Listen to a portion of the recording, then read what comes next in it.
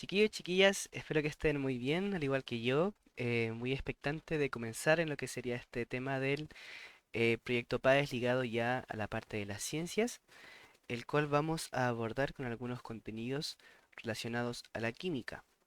Esto más que nada debido a algunas cosas que fuimos viendo con respecto a los ensayos que algunos de ustedes fueron dando en lo que sería el PREU, y por lo mismo para potenciar estas habilidades que de repente quedan ahí al debe con respecto a la prueba PAES que ustedes ya darán en ya unos próximos meses, ¿no?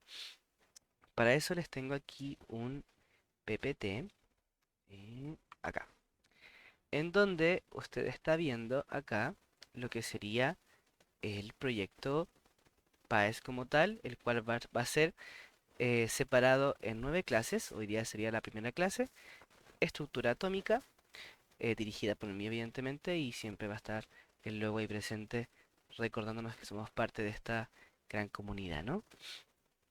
Comenzando, tenemos ya los objetivos del proyecto, los cuales van a ir enfocados a dos cosas. De partida, desarrollar la aplicación y comprensión de saberes relacionados a lo que sería la química.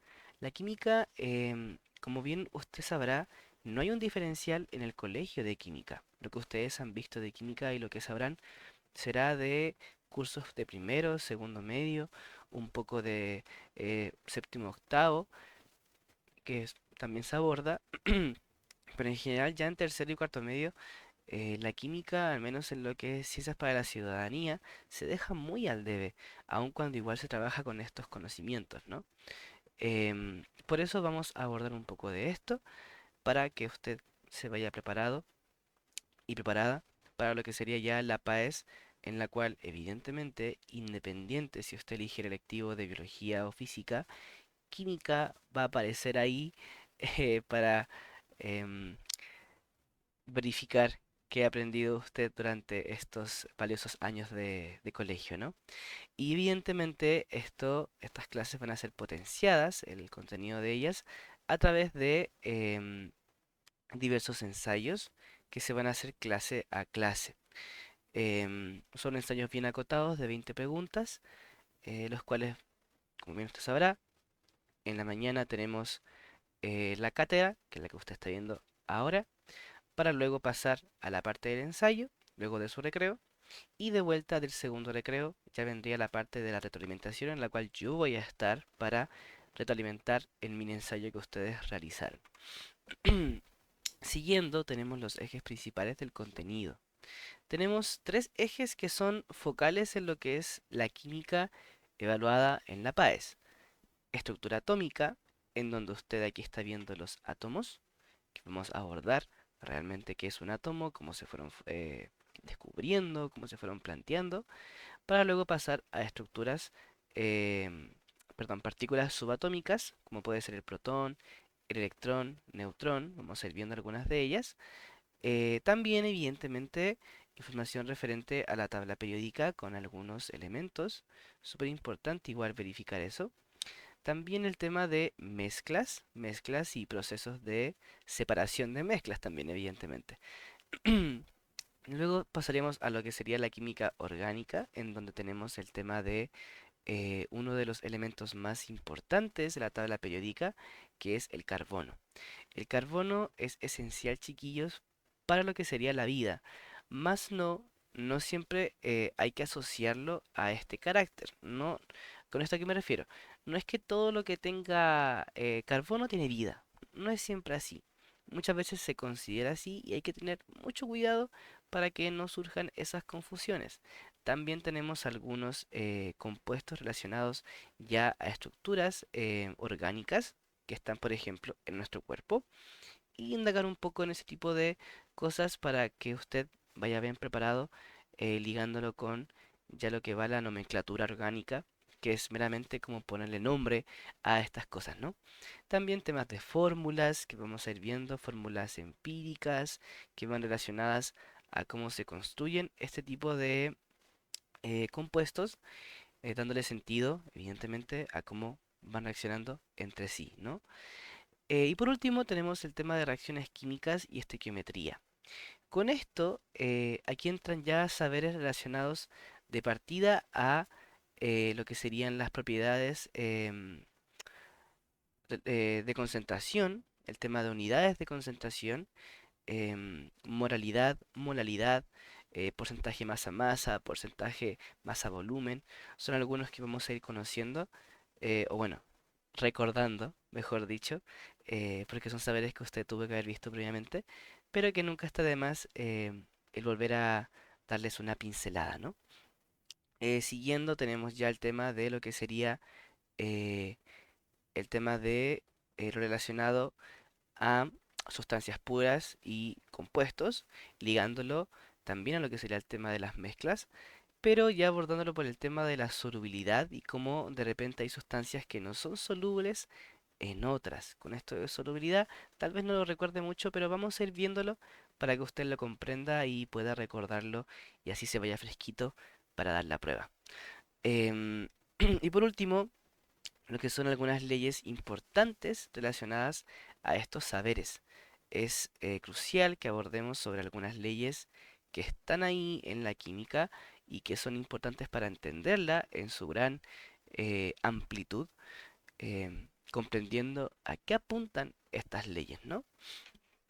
Entonces comencemos con estructura atómica. Permiso. Partimos con estructura atómica. Evidentemente, atómica viene relacionado al concepto de átomo. El átomo usted tiene que entenderlo siempre como la unidad más pequeña de un elemento. Con esto nos referimos a que, por ejemplo, tanto la mesa, tanto su cara, su piel, su cuerpo, el lápiz con el que puede estar tomando apuntes, incluso la pantalla que está viendo para esta clase, son diferentes cosas que están hechas de átomos. Todo lo que usted puede ver está hecho de átomos. Por lo tanto, es la partícula fundamental que compone toda la materia. Y con esto nos referimos a que esta materia tiene masa y tiene volumen. Cualquier cosa que no tenga masa y que no tenga volumen directamente no puede estar compuesto por átomos. Por ejemplo, las emociones, los sentimientos, que son cosas como que no podemos tocar, no son palpables, evidentemente no están compuestas por átomos. Y es súper importante indagar en el cómo se fue descubriendo esta partícula y la historia que se fue desarrollando para llegar a lo que al día de hoy conocemos como átomo. Para eso partimos con irnos a la antigua Grecia, con lo que sería Aristóteles. Aristóteles era un filósofo, más no un científico, que se refería a que la materia, toda la materia, se componía no por átomos, sino por elementos. De ahí que su teoría se llamaba teoría elementalista. En ella él planteaba que era súper importante el comprender cómo estos elementos interactuaban para que así se formara lo que conocemos como materia. Ahora bien, esto piensa que fue hace 350 años antes de Cristo aproximadamente. Mucho tiempo. Ya han pasado aproximadamente unos 2000, un poquito más de años y vamos a ir viendo cómo esto se ha ido transformando. Ahora, algo súper importante que destacar de la antigua Grecia es que ya en la antigua Grecia se comentaba sobre em, algunas propuestas relacionadas a que la materia estaba conformada por unas pequeñas partículas. Porque si por ejemplo usted toma una miga de pan y la empieza a separar, va a llegar a un punto en el cual es tan pequeño que incluso esa pequeñez usted puede seguir separándola. Y eso evidentemente en esa época se evidenció y la gente, sobre todo un filósofo ahí que también aparece, Demócrito, em, ella fue planteando este tipo de cosas con respecto a que la materia estaba conformada por átomos. Siguiendo con la historia del átomo, ya pasaríamos a lo que sería Dalton. Fíjese el salto que pegamos de lo que sería 350 años antes de Cristo a 1803 con John Dalton. Este caballero ya podemos denominarlo como un científico. Él ya tenía planteamientos, algunas ideas básicas con respecto a que la materia, todo lo que usted ve, como bien íbamos conversando, está conformada por pequeñas esferas indivisibles. La palabra indivisible se refiere a que no se puede dividir. Esto es así y es imposible que esta esfera se separe más todavía. Y la llamó átomos. Átomos viene si lo desglosamos, la palabra a viene, el sufijo a viene relacionado a sin, y tomos se refiere a división. Por lo tanto, átomos significa sin división. Estas esferas que planteaba Dalton, em, él las clasificaba en diferentes tamaños, refiriéndose a qué elemento componían. Por ejemplo, esta esfera azul puede ser, por ejemplo, el sodio, esta esfera roja puede ser el carbono y esta amarilla el hidrógeno. Tienen diferentes tamaños, propiedades cada una y meramente era para diferenciarlas entre sí. Ahora, ¿qué sucede con este caballero? Ya que él planteaba algo súper importante, que era que estas pequeñas esferas podían moverse y evidentemente chocar con otras. De repente voy a conseguir y ¡pa! Chocaban. Esto no generaba ninguna explosión ni nada por el estilo, que es como el típico meme de que en química todo explota, pero no. En este caso no. Lo que sucedía es que cuando se generaba este choque, directamente los átomos se unían, siempre y cuando el choque fuera efectivo. Y evidentemente, en este caso, como usted está viendo en esta imagen, los dos vienen en direcciones contrarias, por lo tanto es inevitable que choquen con alta fuerza. ¿Y que formaban? Moléculas. Estas moléculas, em, al final, lo que permitían era que cada elemento por separado, por ejemplo, no sé, demos un ejemplo, hidrógeno y cloro, ácido clorhídrico, a pesar de que estuvieran juntitas y evidentemente conformaran una nueva sustancia, esto no evitaba de que si por algún motivo las separásemos, ambas conservan sus propiedades. Por lo tanto, el hidrógeno, no por estar unido al cloro, cambia de alguna forma en especial. Sigue siendo hidrógeno, pero está unido a un cloro. Es meramente eso. Siguiendo, ya tenemos relacionado a Thomson. Thomson tomó la idea basal de lo que se refería a Dalton con esto de la esfera. Permiso. Y él planteaba que los átomos poseían una partícula, o sea, una subpartícula, algo más pequeño en general, negativa, que al final él llamó como electrones. Y estos electrones, tenemos aquí una masa grande positiva, que es como la esfera de Dalton, pero aquí en vez de solo verse la esfera, habían diferentes subpartículas pequeñísimas que estaban incrustadas en esta esfera positiva. ¿Por qué negativo con positivo? Ya vamos a verlo con respecto al tema de cargas. Pero en general lo más importante de esto es entender de que su modelo, él lo llamó como modelo atómico de budín de pasas. Ahora, ¿qué es un budín de pasas?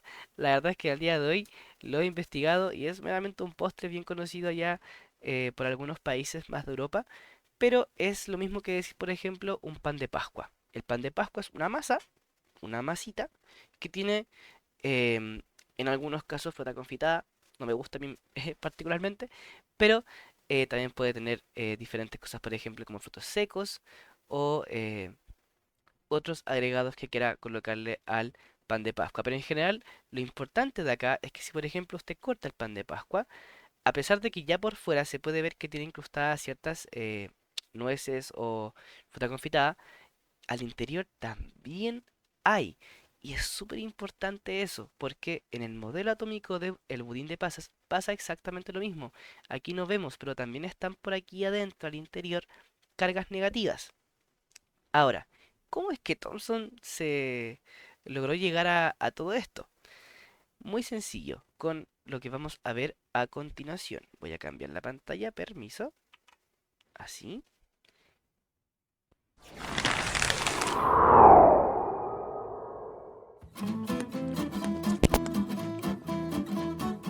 Como es habitual en la historia de la ciencia, la primera partícula subatómica se descubrió a partir de una curiosidad. Durante el siglo XIX se desarrollaron técnicas que permitían quitar cada vez más aire del interior de los tubos de cristal, los tubos de vacío. Por probar, se decidió ver qué pasaba si se hacía circular una corriente eléctrica por un tubo cada vez más vacío. Y los resultados fueron sorprendentes. Aparecía un brillo que cambiaba conforme había menos aire. Parecía como si unos rayos... Importante acá. Importante. Aquí lo que está viendo usted es que por algún motivo los científicos empezaron a investigar sobre lo que pasaba en el vacío. ¿Qué es el vacío? El vacío tiene que entenderlo como eh, una, un espacio en donde no hay ninguna partícula, ningún elemento, no hay absolutamente nada. Y esto, ¿qué tiene de especial? La verdad es que mucho. ¿Por qué? Porque los elementos y partículas están en todas partes, queridos estudiantes. Están en todas partes. Por ejemplo, ahora mismo en su sala de clases, posiblemente donde esté, hay oxígeno, hay nitrógeno, hay hidrógeno, hay otro tipo de gases, hay agua, hay muchas cosas por ahí repartidas que evidentemente usan el espacio de la sala. Pero en el vacío no hay nada, no hay nada. ¿Y qué se hizo? Se colocó una corriente eléctrica en ambos extremos y se generaba lo que sería este rayo de luz, que nadie sabía realmente qué era este rayo de luz, nadie entendía nada. Y evidentemente empezaron a hacer experimentos para lograr comprender qué era este rayito. Vamos a ir viendo el video. viajaran del cátodo negativo al ánodo positivo. Se denominaron rayos catódicos. En cierta manera, se había fabricado el primer fluorescente. ¿A qué se debía este brillo? ¿Qué eran estos misteriosos rayos? La respuesta cambiaría el mundo. Estamos en 1897. Se publica Drácula y se estrena Cyrano de Bergerac. Y la reina Victoria celebra sus 60 años en el poder. Pero el acontecimiento que cambiaría el mundo se debe a los experimentos de J.J. Thomson. En uno de ellos, Thomson modifica un tubo de vacío. Agujerea el ánodo para dejar pasar un haz de rayos catódicos. Introduce dos placas que cargará eléctricamente. Y marca uno de los extremos para poder realizar mediciones. Cuando enciende la corriente, observa que los rayos catódicos avanzan en línea recta hasta el extremo reglado. Entonces, carga eléctricamente las placas y observa cómo el haz se curva. A mayor carga en las placas, mayor curvatura.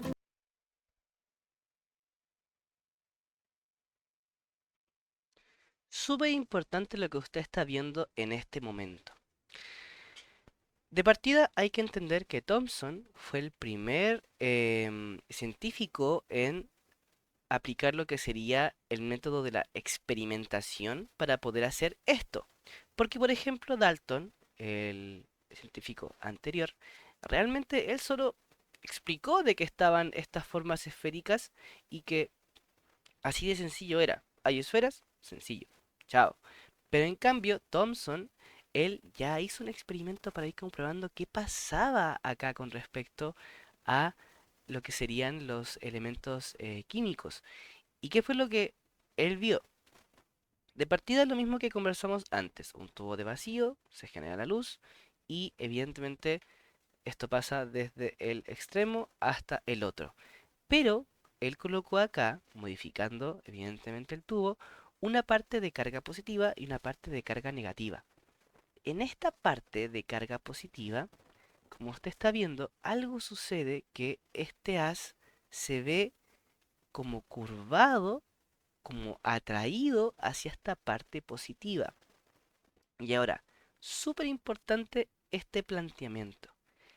Usted ya debería saber que entre cargas iguales, positivo con positivo o negativo con negativo, se repelen, no se gustan. Por más que sean iguales, no se llevan bien. Como sucede a veces en el caso de algunos gemelos, ¿no? No es un dato por ahí por si es personal, no lo piense. Pero cuando son cargas distintas, positiva con negativa, estas cargas se atraen. Algo sucede que hay una atracción ahí. Eso, eso es lo que se evidencia acá. Este rayito se ve atraído por este cátodo positivo. perdón, ánodo positivo, en donde evidentemente algo está sucediendo que permite que se genere esta curva. Sigamos. Si invierte la polaridad, la curvatura cambia de sentido. Prueba además diferentes metales en el cátodo, y en todos los casos obtiene el mismo resultado. ¿De qué está formado el haz que se observa? ¿Qué características eléctricas tiene? ¿Dependen estas características de los materiales usados? ¿Qué acaba de descubrir Thomson? ¿Por qué es tan relevante?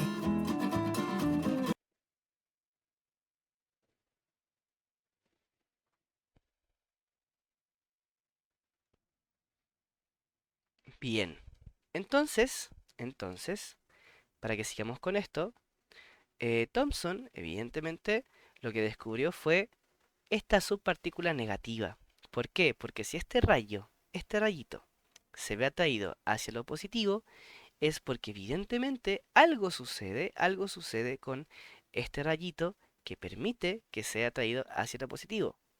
Partícula negativa, que son las que están acá, evidentemente atraídas por lo que sería la parte positiva. Y eso hace que se curve. Entonces, ese rayito morado que se veía en el experimento es meramente los electrones viajando de una esquina a otra esquina. Y ahí la cabeza explota. Si por algún motivo no lo entendió, insisto, puede volver a ver el video para que así vaya comprendiendo a qué nos referimos con esto. Entonces, a Thomson se le entrega ya em, lo que sería como la medallita de haber descubierto la primera partícula, o sea, la primera subpartícula del átomo. Y chiquillos, si ya hablamos de subpartículas, de algo más pequeño que la partícula del átomo, entonces ya con Thomson podemos entender de que realmente el átomo, al parecer, sí se puede dividir en pequeños componentes más pequeños. Y ya lo vimos con el caso del electrón, que tiene carga negativa. Bien. Pero ¿qué sucede? Como todo en la vida, hay un momento en el cual las cosas se cuestionan y todo se complica. Algo sucedía con este modelo de Thomson. De partida, si hay cargas positivas repartidas en el interior del modelo de Thomson, si hay partículas positivas ahí siempre guardaditas, ¿por qué estas, por algún motivo, cual sea, no se repelen si son positivas? Se supone que positivo, positivo no se gustan. ¿Por qué están todas juntitas? Algo ahí no se entendía. Uno puede pensar la fuerza de los electrones ahí como que hacían mucha fuerza y se quedaban ahí juntos, pero realmente la cosa no era tan así. Algo pasaba, que evidentemente Thomson no pudo explicar, que permitía que se formaran este tipo de estructuras. Ahora, de la misma forma, si sabemos que los compuestos o moléculas se forman por el choque de lo que serían estas esferas, porque para Thomson esto sigue siendo una esfera. em, si estos se generaban por choques, ¿por qué al chocar no había una cierta repulsión con todo esto de lo que son las cargas? Porque son cargas con cargas chocando. Algo sucede ahí que no se lograba explicar y que, insisto, Thomson no fue capaz de explicar con su modelo.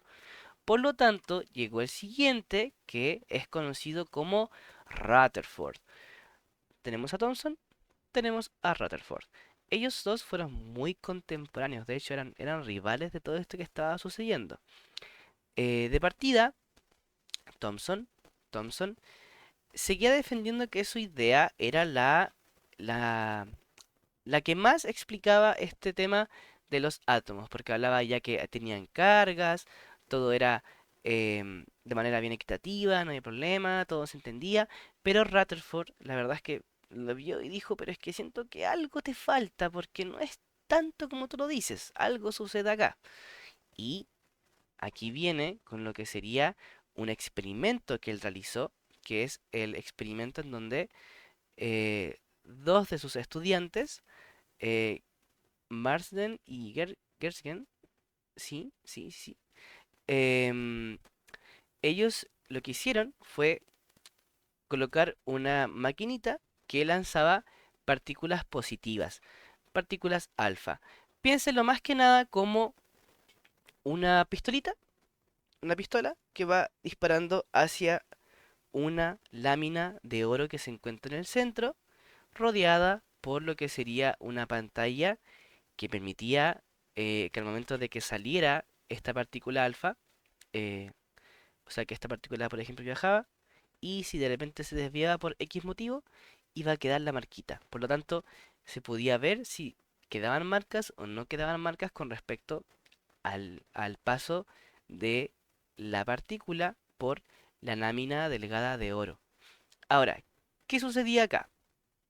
Lo que sucedía era que al momento de disparar la partícula, lo que se pensaba, según lo que planteaba Thomson, era que como evidentemente el átomo no tenía una carga establecida, porque, como bien vemos acá, son positivos con negativos, no hay una carga fija ahí, perdón, no hay una carga fija ahí, lo que sucede es que evidentemente, estas partículas deberían sencillamente pasar por la lámina, porque no hay una interacción de cargas, solo pasan.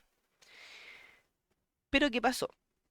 Algo súper mágico sucedió con respecto a que al momento de disparar este haz de partículas, aquí la lámina de oro, em, por algún motivo que no entendían, empezó a desviar estos rayos.